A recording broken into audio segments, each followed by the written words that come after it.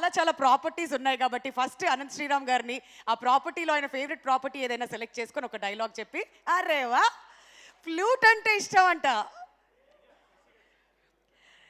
మైత్రి movies Shashi గారికి hearty welcome అండి. So మైత్రి distributions ద్వారా ఈ సినిమా ప్రెజెంట్ అవుతుంది కాబట్టి అండ్ శశి గారు ఇప్పుడే ఈ కార్యక్రమానికి వచ్చేసారు. హార్టీ వెల్కమ్ శశి గారు. మరి ఓ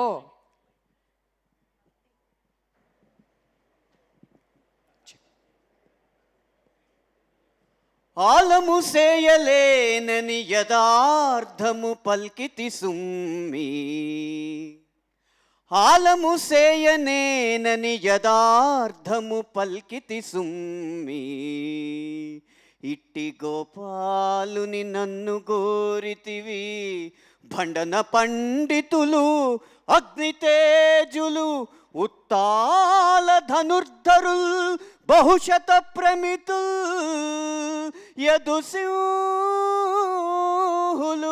ఎందరిన్ పాలుగ గైకొనెన్ కురు నృపాలుడు బాలుడవైతి ఒక్కటా ఆ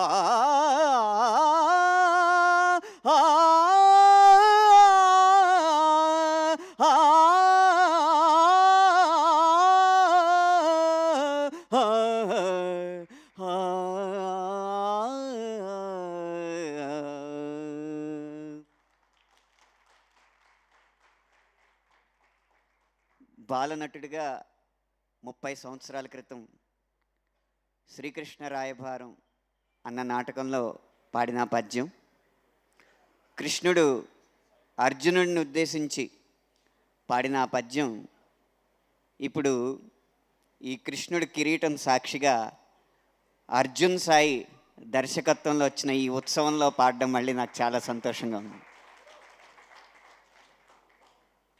అప్పుడు రంగస్థలం నుంచి ఇప్పుడు ఈ రంగుల స్థలం దాకా నా ప్రయాణాన్ని తలుచుకుంటే నా మూలం పద్యంతోనే మొదలైంది, అది పాటగా వెలుగొందుతుంది.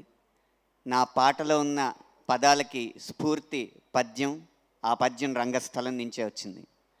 అలాంటి రంగస్థలం దాని పూర్వ వైభవం మళ్ళీ సంతరించుకుని అంగరంగ వైభవంగా మళ్ళీ వెలుగొందాలన్న గొప్ప సంకల్పంతో అర్జున్ సాయి గారి కథని రాయడం తీయడం జరిగింది. ఇది ఖచ్చితంగా ప్రతి ఒక్క తెలుగు ప్రేక్షకుడిని అలరిస్తుందనేది నా పూర్తి విశ్వాసం.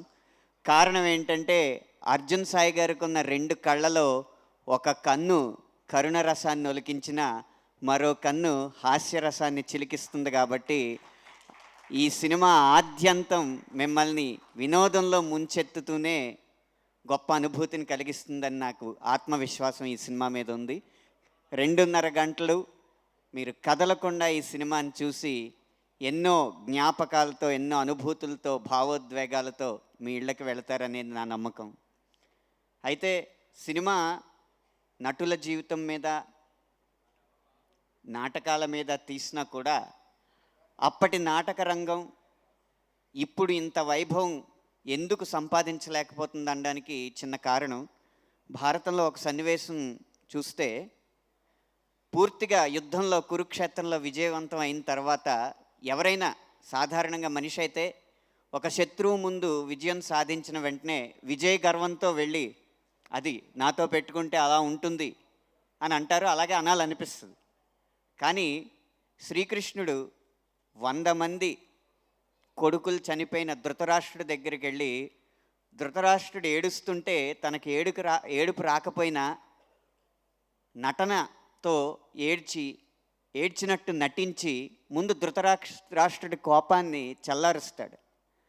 అలా శ్రీకృష్ణుడు అంతటి వాడే జీవితంలో నటించాల్సి వచ్చినప్పుడు నటనలో జీవించే కళాకారులు మాత్రం జీవితంలో నటించడం నేర్చుకోలేకపోవడం వల్ల వెనకబడ్డారని నా ఉద్దేశం.